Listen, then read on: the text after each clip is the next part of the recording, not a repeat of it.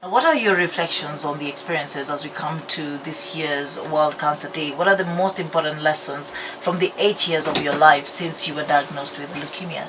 The best way to celebrate the World Cancer Day is to make sure that people get access, to spread awareness.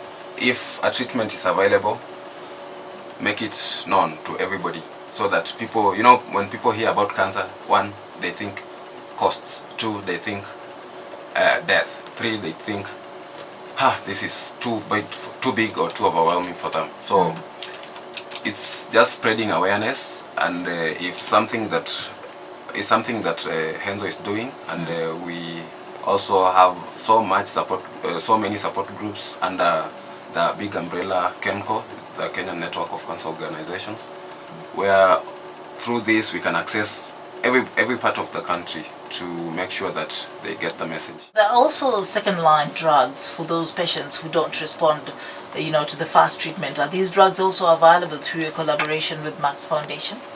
Yes, they are.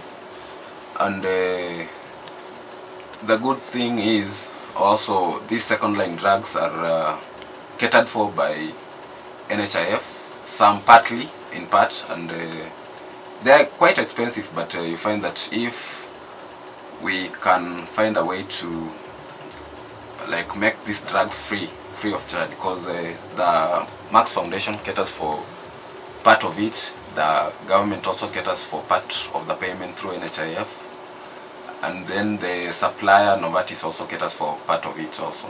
So you find that together we are trying to make the medication available to the patients, and at the lowest cost, or if possible, no cost at all. So what are the mental and physical benefits of belonging to support groups such as Henzo Kenya?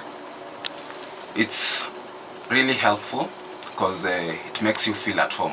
You can share anything, and nobody will look at you with judgment, or you'll feel at home. You feel at home sharing, and then you can ask, because there are so many people who have been diagnosed ahead of you, and they have had similar experiences.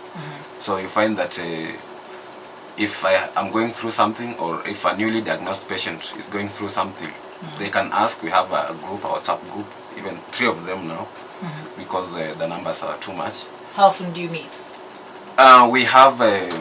We meet twice a year.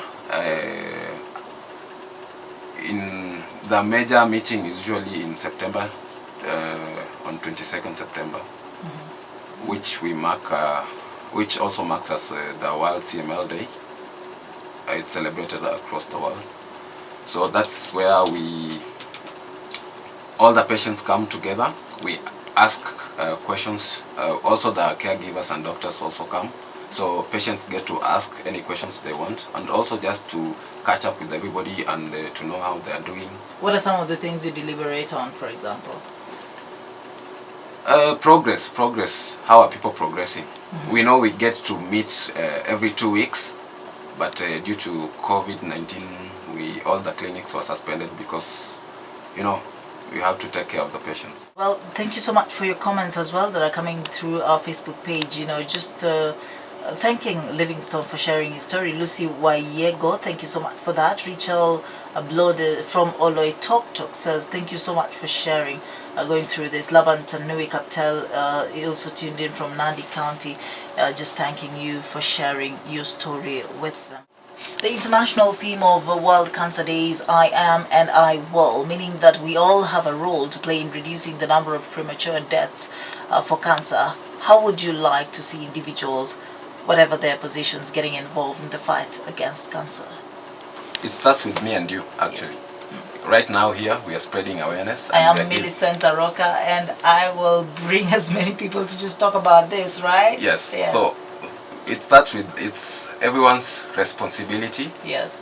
So we can win against cancer. It's everyone. We have it. It takes you. It takes me. It takes everybody that has. Everybody has a role to play. I mean. Yeah. So we have to keep going. We have to keep giving hope, and to make sure that people get the message. Cancer is not a death sentence. Wow. Cancer does not mean you can't achieve or attain your dreams. Wow. Cancer is just a journey, and you have to survive through it. That is why Livingstone Simiyu is going to be an advocate in Kenya.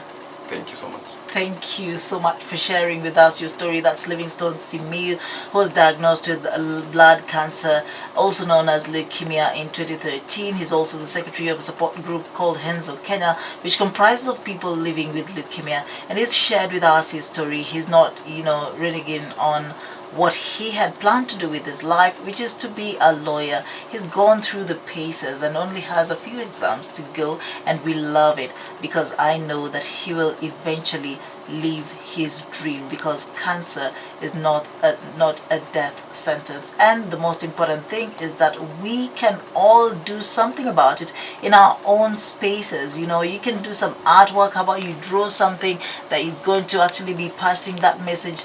Each and every one can get to do something about it. Remember, a podcast of this conversation will be available on www.kbc.co.ke, and you can listen again on air during the night run straight after midnight.